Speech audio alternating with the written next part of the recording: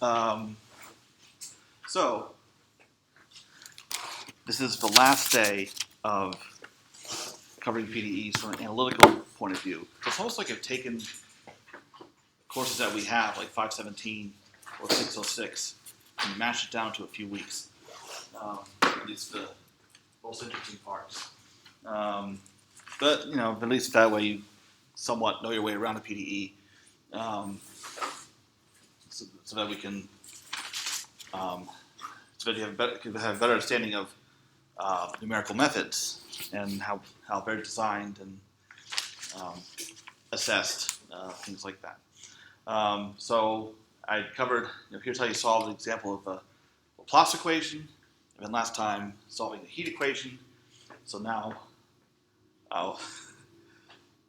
it's not like Cal 1 where you can work 30 examples in a single class. Like, here's Taylor rule again. Here I can do one example. And it takes up a whole class time. So that's what we'll do again for the wave equation.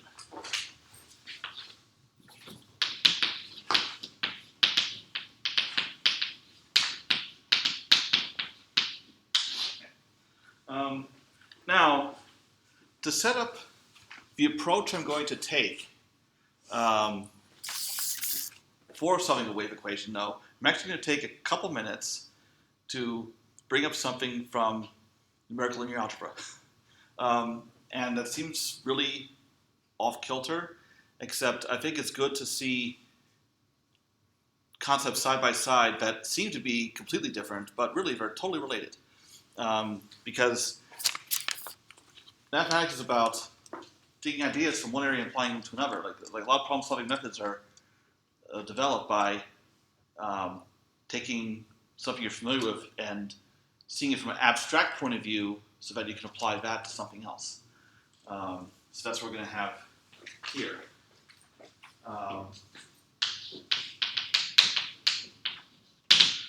Okay. You're solving a system of linear equations, AX equals B.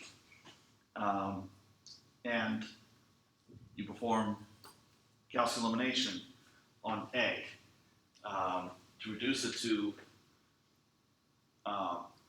what pure math people call row echelon form, and what numerical analysts call upper triangular form. Because it's upper triangular. And you get this factorization of A. A equals LU, which is boringly called the LU decomposition. And the whole point is A is a general square invertible matrix. It doesn't have any nice structure at all. But L is lower triangular, and U is upper triangular. So systems like that, easily solved, because you can just do substitution. Like in this case with L, the first equation is only one unknown. You just divide. Then you substitute that into the second equation and rearrange and so forth. So you just do straightforward substitution. It's called forward substitution. Here, the last equation is trivial, and you substitute that to the second to last and work your way up. So it's back substitution. So one difficult system has been decomposed into two small ones, so they are solved in stages. So this vector, ux, which is currently unknown, because x is what we're after, we just call that y. So that we let y equal to ux. So to solve, we may not know what y is, but we do know what system it solves. It satisfies L, y is equal to b. So we solve that first. Now y becomes known. So we solve ux is equal to y. So anytime you can take an equation like that, like your ax equals b, and factor a, then you can solve a system in stages like this. And that's exactly what I'm going to do with the wave equation.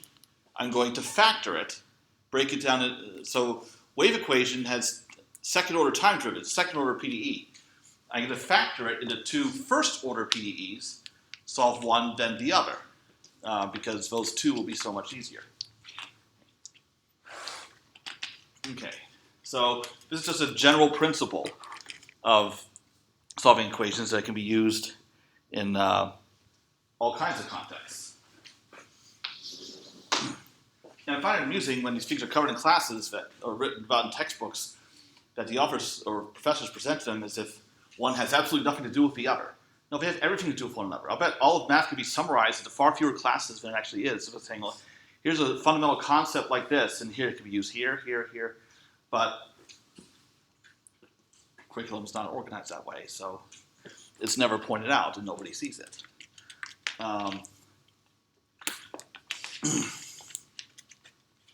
I think I'm feeling extra punchy today, in case you can't tell. And that's because professors have been driving me up the wall on administrative things, which I don't want to spend any time on anyway. So I'm extra aggravated about that. Okay, but outrank them, so it's okay. So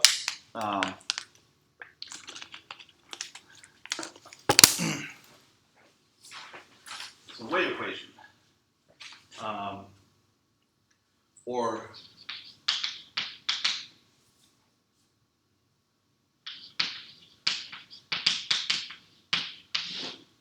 so it's going to be UTT minus Laplacian of U is equal to F. So that's a general wave equation. After you've eliminated any coefficient, constant coefficient you might have in front of a Laplacian. But what I'm going to do is look at a simpler version, the 1D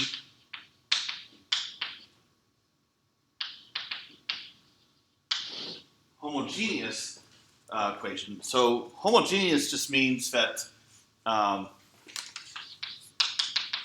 equals 0.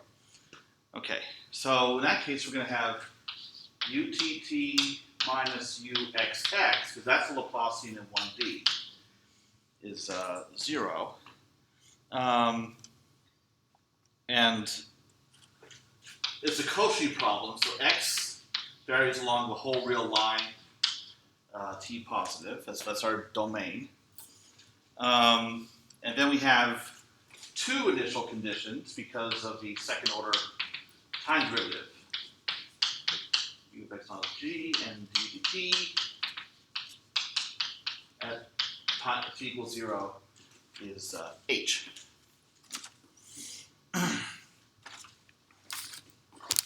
All right. So now I'm going to apply the idea from over there and factor this differential operator. And I think I showed you something like this before. I can express it this way. Differentiation with respect to t squared minus differentiation with respect to x squared, u is equal to 0. And that can be factored how? Difference of square root? Yeah.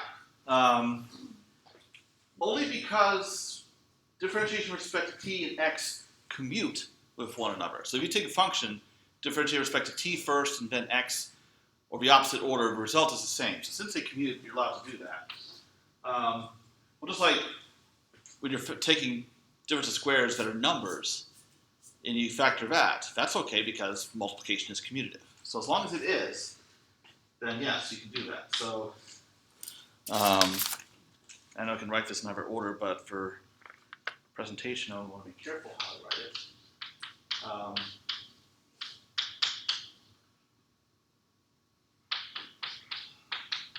Okay.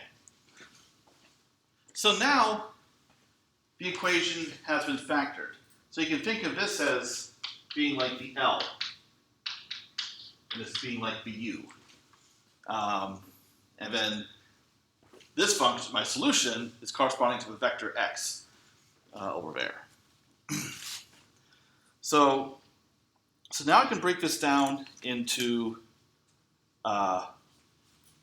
two equations.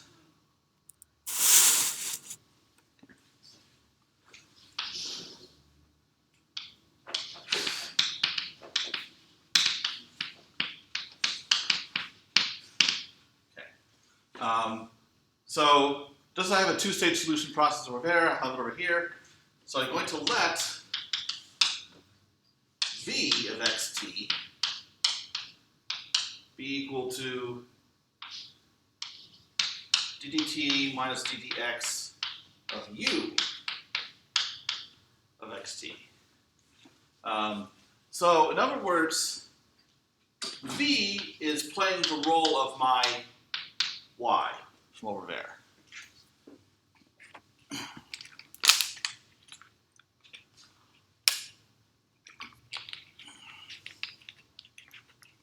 So what equation does y satisfy? Because what's going to happen is, if I can figure out what v is, this is my second equation to solve. So I'll have a first order wave equation with v as my right-hand side. But I want to get v first. And so once I have v, I'll just substitute it in there, then I'll solve that. So what is the first equation I'm going to solve? The one that v satisfies.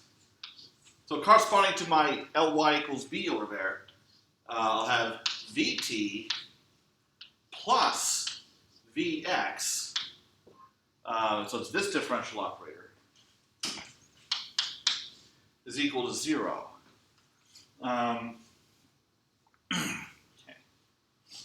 That's the Ly equals b? Yes, and that's the ux equals y. Right. Yeah. All right, so this is like Ly, this is like my b. Okay. Now, so I have the PDEs lined up. Vt plus Vx equals 0, ut minus ux equals v, but what else do I need?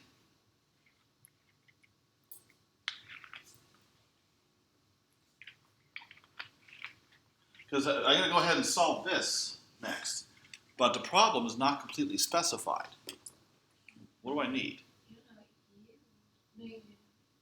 Well, you are going to get later by solving that. So right now we're only focusing on this. But I need something else in this problem to nail down v as a unique solution. Condition? Yeah, what kind of condition? Initial condition? Initial condition, yes. So we need some condition v of x0 equals something. Now, the nice thing is, whereas before, the original wave equation requires two initial conditions because I have a second order time derivative, so I need u and ut. This is a first order equation, so I only have one initial condition. Okay. Now, how am I going to get that? I can actually use this and the initial conditions on u to help me get the initial conditions. So v of x0 is going to be ddt minus ddx of u, based on the definition of v, but I have to evaluate this at t equals 0. And that'll be my initial condition for v. I don't know if I've used this notation before, and you may have seen it in another class.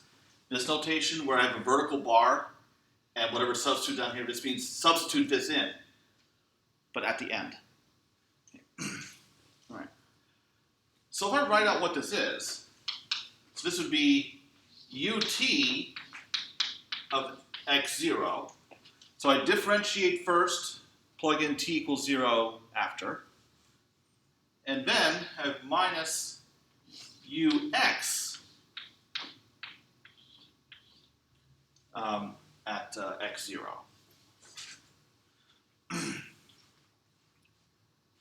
Now,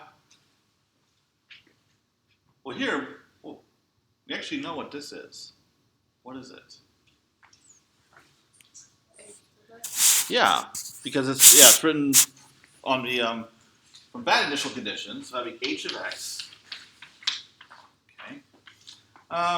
This one's a little trickier, but it's actually turns out not to be difficult. We just have to be careful because what I say earlier, you differentiate first, and then plug in t equals 0. But there's a difference between differentiating with respect to t and differentiating with respect to x. Because what are we substituting? We're substituting a value in only for t. So I'm allowed to do this. Minus derivative with respect to x, u of x0. Which is what? G of X. Huh? G of X. Yes, it's g. Yeah, so it's h of x minus g prime of x. Okay.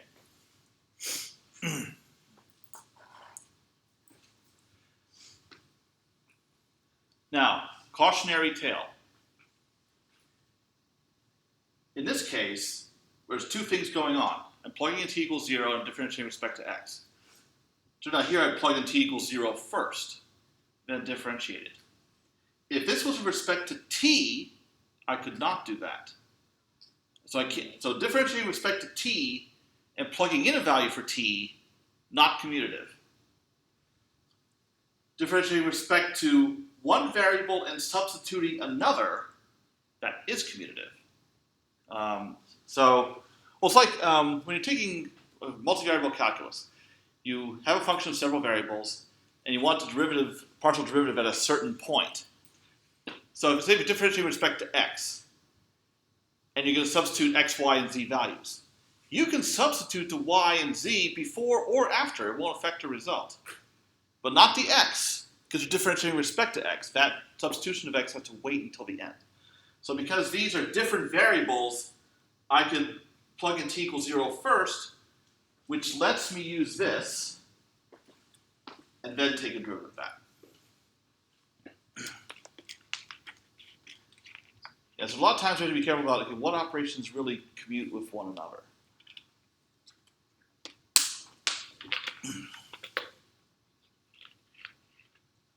Okay, so now the first PDE to solve is completely specified. I have an initial condition. I don't have it for, well, actually, I do have an initial condition for that one also, because I know what u of x0 is.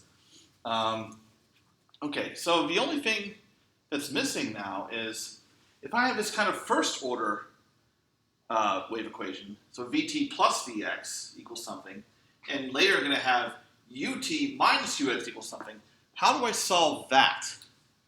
So I'm going to show how you solve those kinds of equations in general, of his first order wave equations. So really both of these are wave equations. These are first order where you have, it's also called a one-way wave equation. In other words, a wave is propagating in one direction. Here, second order wave equation, you have propagation of waves in both directions. So I'll show you how to solve a general one-way wave equation, and that will help us with both of these. Okay.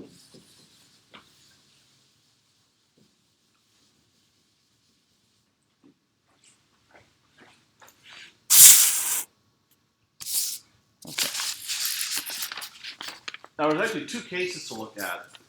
The first is, like from this problem, the right side is 0. Certainly the easier case. And then the second equation, the right side is non-zero. So I'll do first one, then the other. Okay. All right. So what we have is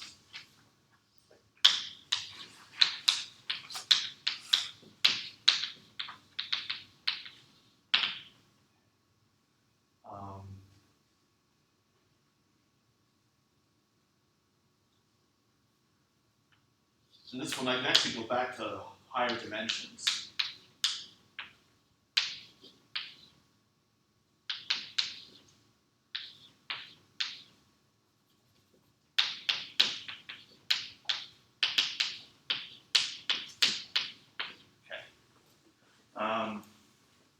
Now, I'm assuming B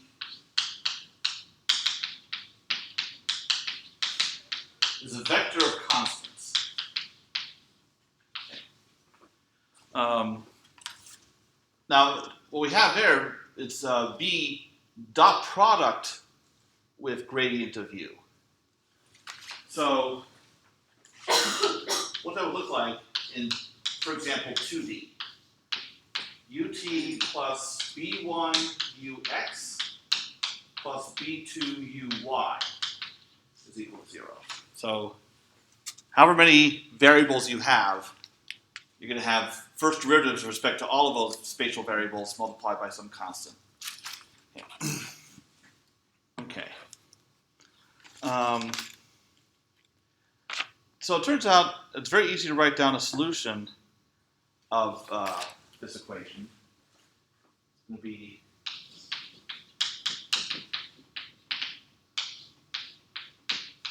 U of xt is equal to U naught, your initial data, but evaluated at x minus t times the vector b. So inside, you have a vector value quantity, so a vector x minus t times the vector b.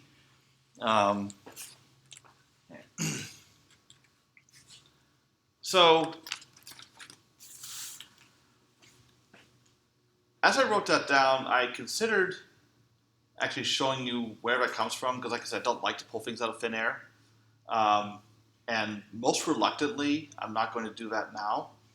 I will tell you that coming up with a solution that could be done using a method known as the method of characteristics, which is supposed to be covered in our regular PDE classes 517 and 606.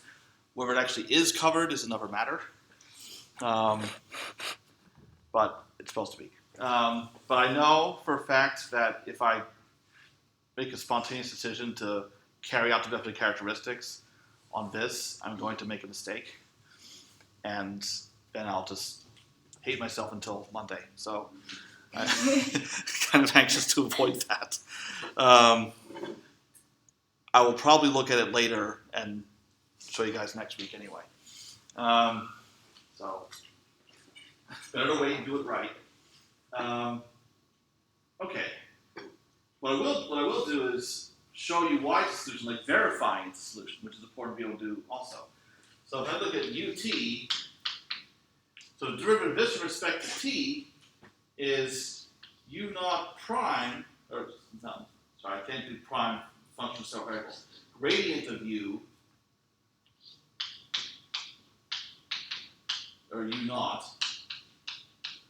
And then if I take the derivative of this with respect to t, okay, actually, I better not write it that way. I need to do one component at a time. So, here we have a vector value quantity, but I want to write out one component at a time. So, if I have x without the vector symbol, so it's just the ordinary variable x, minus tb1 as my first variable, then y minus tb2, and then I'm supposed to have a z also, z minus tb3, and we're not likely to go beyond 3 dimensions anyway. Okay, that's my u. So that's a function of x, y, z, and t is that. So writing a solution in this form, it's easier to see what the partial derivatives look like and show it as a solution. Okay.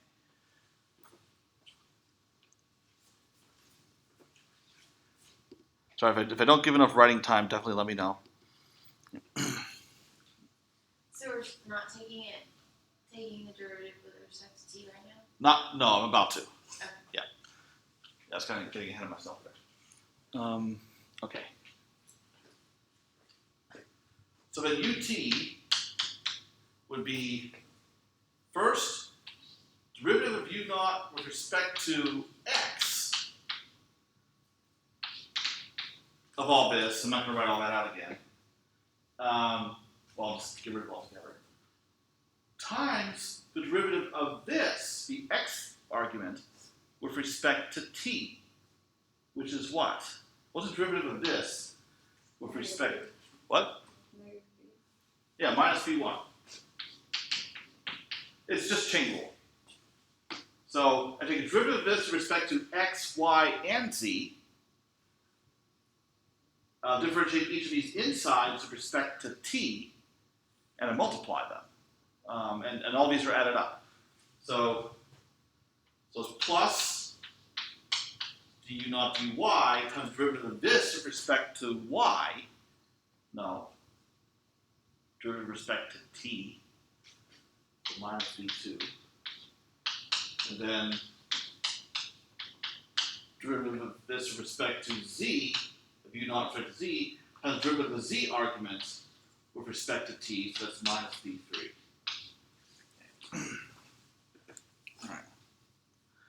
Alright. Now, that could be expressed as a dot product. So anytime you have a situation like this, it's important to be able to recognize when something is a dot product.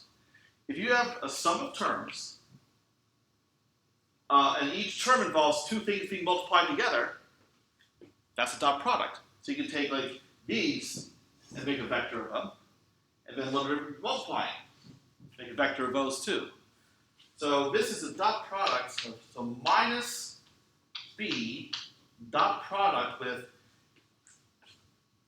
u naught with respect to x, y, and z, that collection of a vector of those partial derivatives is the gradient of u. And sure enough, that's the PDE. ut equals minus dot product of b with gradient of u.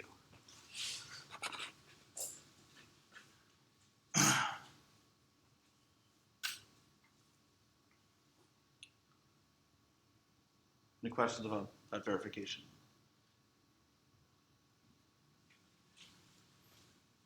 So when you take a chain rule, I give one variable. I give f of g of x. So you have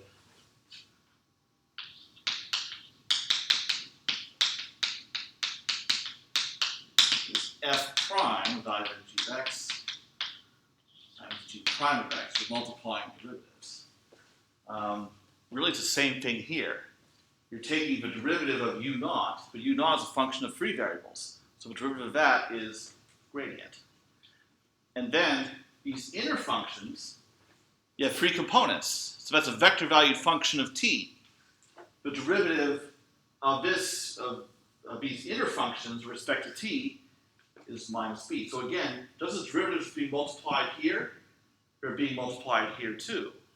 It's just a different kind of multiplication. It's a dot product. When I teach chain rule in multivariable calculus, I say, well, it's exactly the same as a chain rule in one dimension that you learn in Cal 1. It's just that what's the right kind of multiplication? Sometimes it's dot product of vectors. In other cases, it's multiplication of matrices. But it's always the appropriate multiplication for a number of variables you have. It's just no such thing as single variable chain rule and multivariable chain rule. It's one chain rule. But people can't see that unless they know the linear algebra. Okay. So now I have a solution to this homogeneous case of a wave equation. Okay, so that is what I'm going to need. So that will help me solve equation number 1. It really is a solution formula for it. But before I actually apply it, I want to consider the case of it's still this general one-way wave equation when you have something non-zero on the right.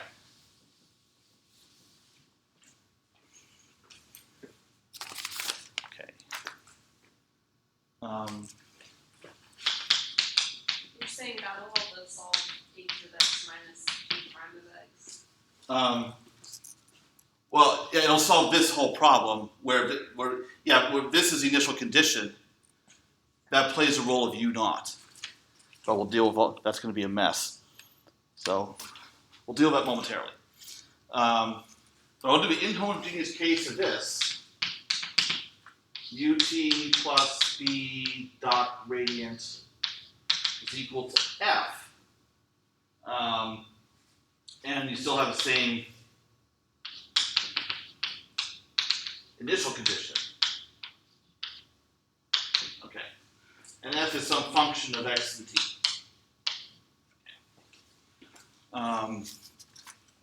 Now, last time, the heat equation, I solved a homogeneous case, and then there was a certain method, or certain result that let you take solutions for a homogeneous PDE and write down a solution formula for the inhomogeneous case. What was that called? That let you go from one case to the other.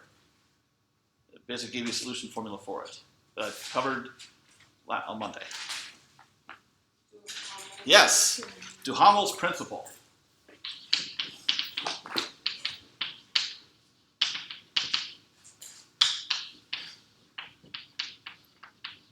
Okay. So that would be U of xt. So the first part is just coming from the initial condition. So that part's exactly the same. U naught of x minus tb. Okay. Plus the integral from 0 to t. So now what I'm going to put here is it's this solution formula again, except instead of my initial data, it's my right-hand side. So I'm going to have f. Also, whereas here I have x minus tb, instead it's going to be x minus t minus s times b. And then instead of t, I'm going to have s here. So that is Duhamel's principle. So to reiterate what I said about it last time, you're solving, in here, you're solving the homogeneous PDE again, but your initial data is this evaluated at time s. And then you evolve from time s to time t, always to time t. So how far do you have to go? T minus s. So that's why that is going in there in place of t. All right. All right, so that's it. That's a solution to the inhomogeneous one-way wave equation. Okay. So now I have everything I need. I can go ahead and solve this using the first solution formula, and then I'll go ahead and solve that using the second solution formula. And let's see if I can do that in 22 minutes. Because unfortunately, it's still going to be a mess. Okay, so unfortunately, I need to erase this and just condense it.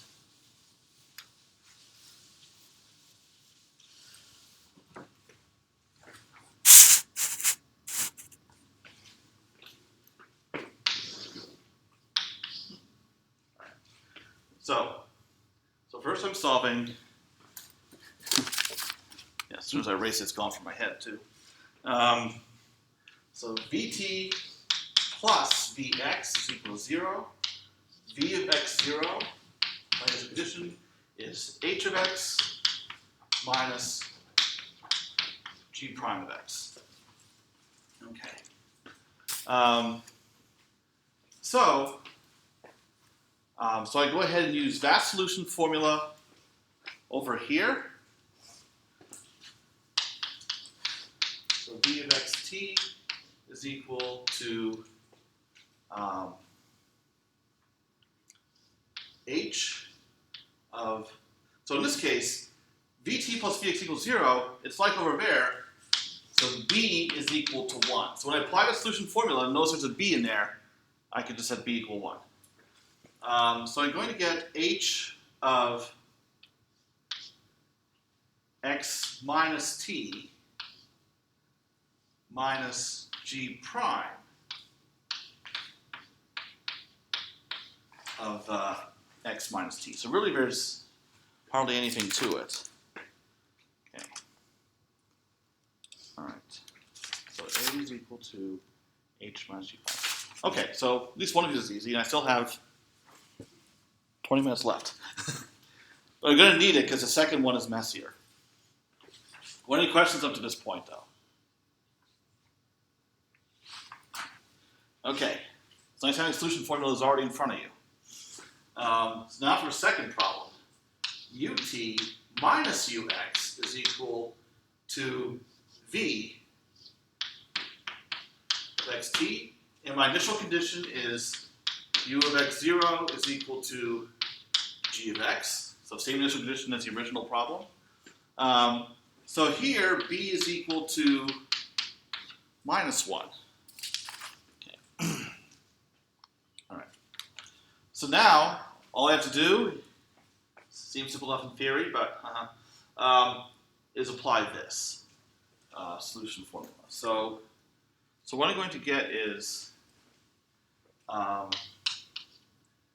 u of xt is equal to my initial data, g, evaluated at x minus tb, but b is equal to minus 1, so I have g of x plus t to start it off.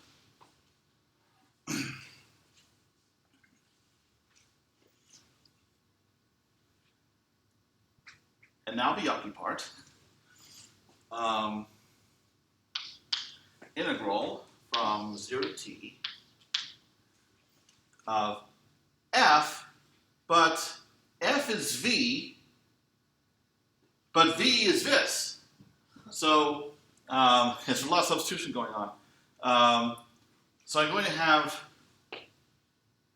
h of, so this part here is playing the role of my x. This is playing the role of my t. So in other words, here I'm going to have x minus t. So I'm going to be subtracting those two things. So it's going to be h of x minus t minus s times b, which is minus 1. Then minus s for my first term. And then g prime of x minus t minus s times minus 1 minus s ds. Okay. So questions about where that came from? All right. So far, so good. Okay.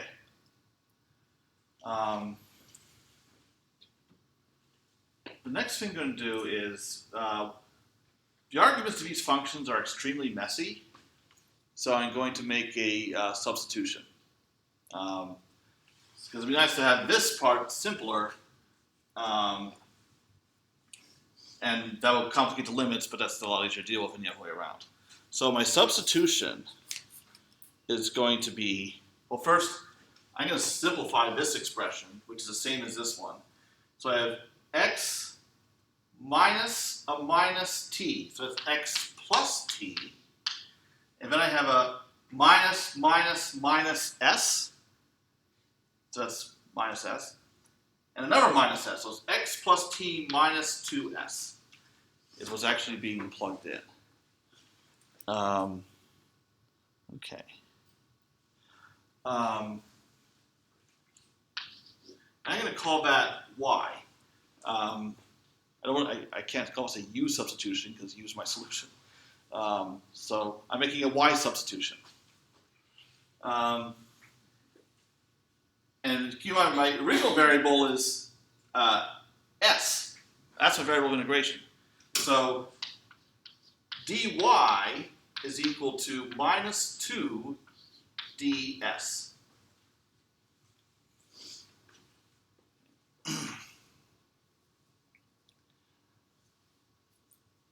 Now, before I write this integral in terms of y, I need to figure out what the new limits are going to be. So I need to substitute s equals 0 and t into this formula to figure out what the new limits in y will be. So if s is equal to 0, I'll plug that in here. So y turns out to be just x plus t.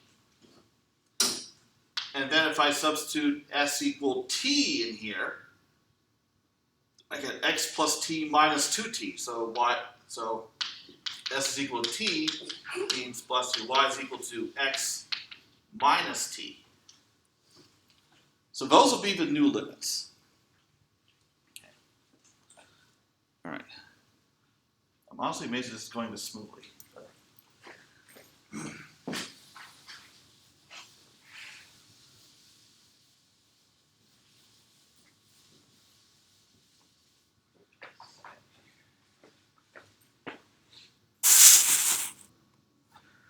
Okay, so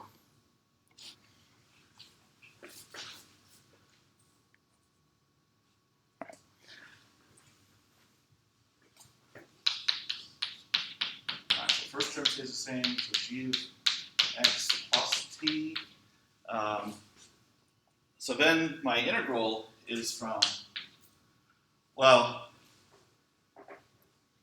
ds is equal to dy over minus 2. So I have minus 1/2 integral from x plus t to x minus t of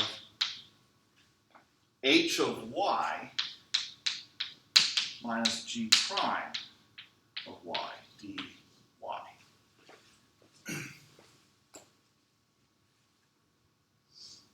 Now, I don't like those limits being in that order. Because x plus the lower limit is greater than the upper limit, which you're allowed to have. But if I swap the limits, what happens? Change the sign. Change the sign of the integral. So plus 1/2. Actually, what I need to do now is I'm also going to break this up into 2 integrals because they're going to be handled very differently. So I have minus, that's dy, minus 1/2, same limits, g prime of y, dy. Okay.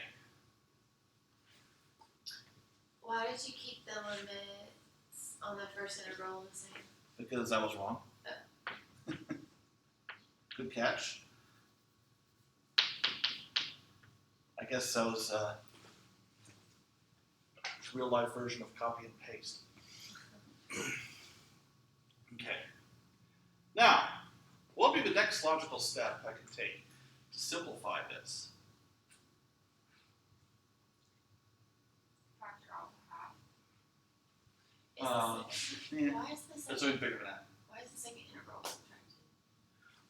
Because it also was here. Oh, okay. Yeah, it is. Oh, well, Go on. oh, combine. Yes! Second gold star for you.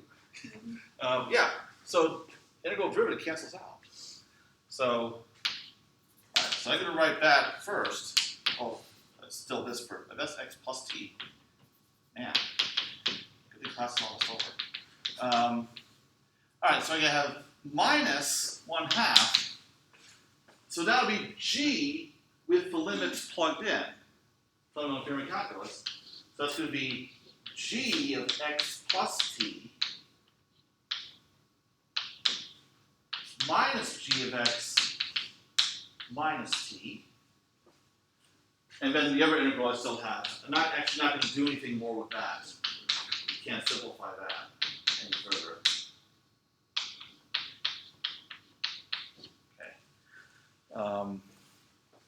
Okay. Okay.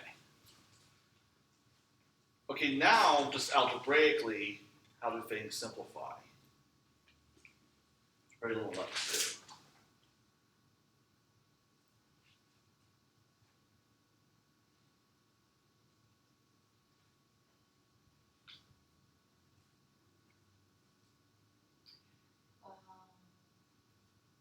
The g of x plus t minus 1/2 g of x plus t. Yeah, you combine the like terms.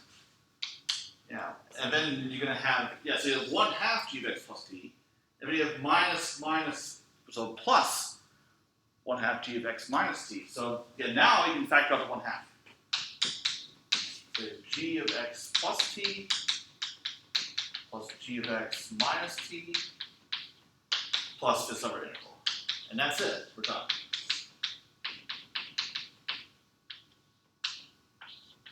And that's h inside.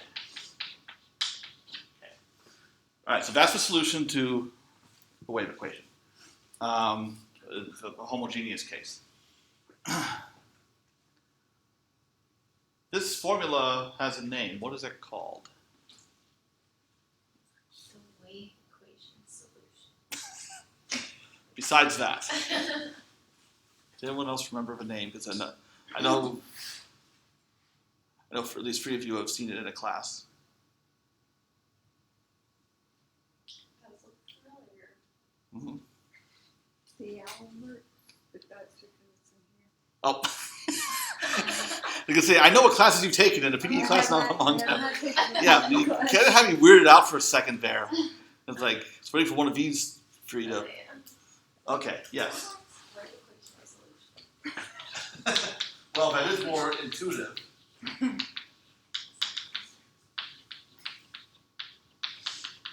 Okay, so that's the well-known solution to the wave equation in 1D. So what happens is your initial data, G, whatever that may be, it splits in half. And half of it goes to the left, and the other half goes to the right. So it's kind of weird. And then, so this data will it will also exhibit some propagation. Also, it's a little harder to describe what's going on in that case. But yeah, so now we have an analytical solution. So we, in terms of propagation from left and right, because you can see the graph transformations in the solution. Now, if you know the antiderivative of h, then you can plug in these limits too, and you can see how that's also propagating, again, to the left and to the right. Okay. There are, it's in the notes, I won't really go into them here, there are solution formulas for wave equation in higher dimensions. So it's called a Kirchhoff's formula for 3D and Poisson's formula in 2D. The only really interesting thing to say about them is, first of all, really if you get to 2D formula from the 3D formula, which is kind of odd. You think you would go the other way first. So you take the 3D formula and you project that onto 2 dimensions, like using spherical coordinates or whatever, and then basically you're mashing it down. But the interesting thing about 2D and 3D is they have extremely different behavior physically. So what happens is, in 3 dimensions, suppose your initial data is 0 everywhere, except at a certain point. So what will happen is, suppose your initial data is non-zero only at this point here, somewhere in space, and then you're evaluating a solution out here somewhere in space, somewhere else. So what will happen is, just like in the 1D case, propagation will begin from that point. So your solution still remains 0 for a while until the wavefront reaches this point, and it'll keep going. It'll pass through, and from your perspective here, your solution is non-zero briefly, and then it goes back to 0 again. So in other words, the wavefront passes you and moves on, and you never see it again. 2D is completely different. So in the XY plane, again, you have your your initial data just had a point, and here's your where you're observing. So again, it's 0, 0, 0. But the wavefront hits you, and your solution actually remains non-zero for all time after that. So, so basically, the wavefront stains you forever, whereas in 3D, after it hits you, it leaves you alone. And actually, this behavior extrapolates to different behavior in odd number of dimensions versus an even number of dimensions. So it's just kind of strange that the behavior is that different depending on the number of dimensions. Okay. And that's discussed in the notes, but okay. So what I'll start on Monday next week is we actually get some numerical methods, how we approximate the derivatives by finite differences that are taught about in like 460, 560, and develop numerical methods. So basically, we're boiling down like Laplace's or Poisson's equation to an AX equals B problem. So your algebra will creep in there. But so I'll show you how those methods are derived. And then we'll get to the point where we can actually talk about MATLAB problems. So, yay.